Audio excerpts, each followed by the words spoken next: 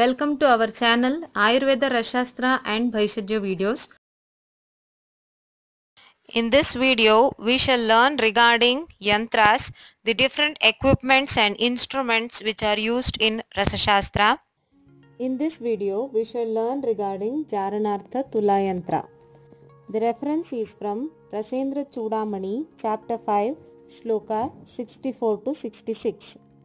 वृन्ताक आकार मूषे द्वे तयो कंठा अधः खलु प्रादेशमात्रां नलिकां मृदालिप्तां सुसंदितां तत्र एकस्यां क्षिपेत् सूतम् अन्यस्यां गन्धचूर्णकं निरुद्य मूषयोर्वक्त्रं वालुकायन्त्रके क्षिपेत् अधो अग्निं ज्वालयेत् एतत् तुलायंत्रम उदाहृतम.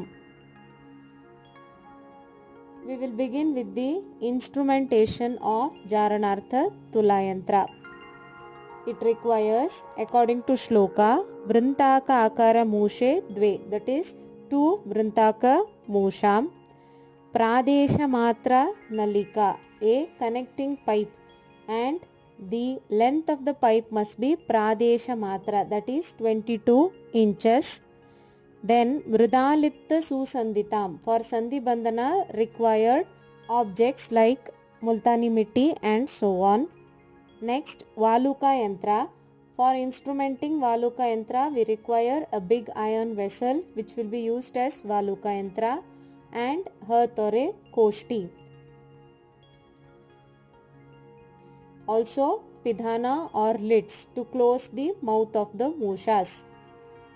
Then required quantity of Shuddha Parada and Shuddha Gandhaka.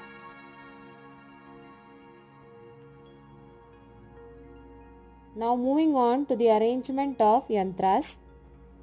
2 Vrintaka Mushas are taken. A hole is made at the neck of both the mushas. Then the pipe of Pradeshika Matra is fitted into the holes such that both the mushas are connected through it, and it is made leak proof using required Sandhi Bandhana Dravyas.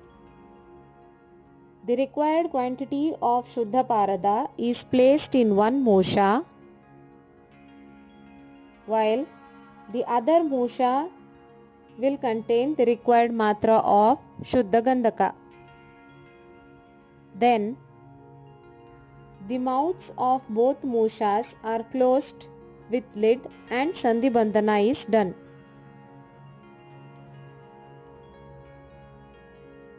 An iron vessel is placed over the hearth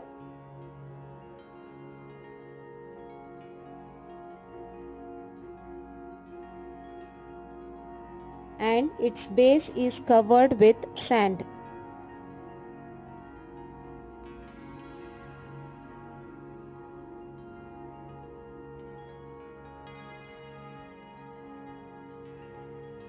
Then both the mushas are carefully placed inside the iron vessel.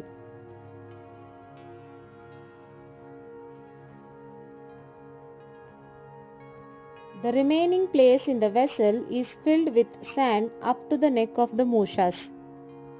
The mushas are now set in Valuka Yantra. Next, the fuel is lit and heating is started. This is how it may appear if a section is taken. Since its appearance is like a tula, that is conventional balance, it may be named as Tulayantra.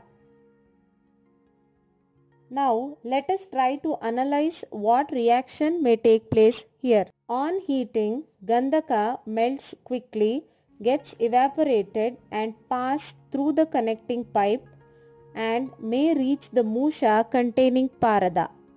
The vapors of Gandhaka may react with the heated Parada, resulting in Jarana.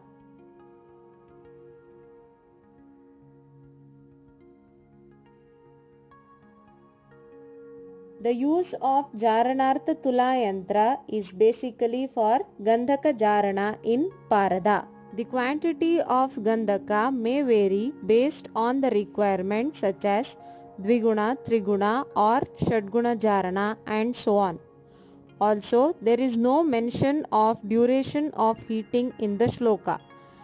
It may be based on one's own experience of doing Gandhaka Jarana in Parada.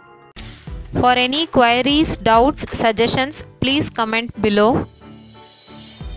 Do like and subscribe our channel for more such videos.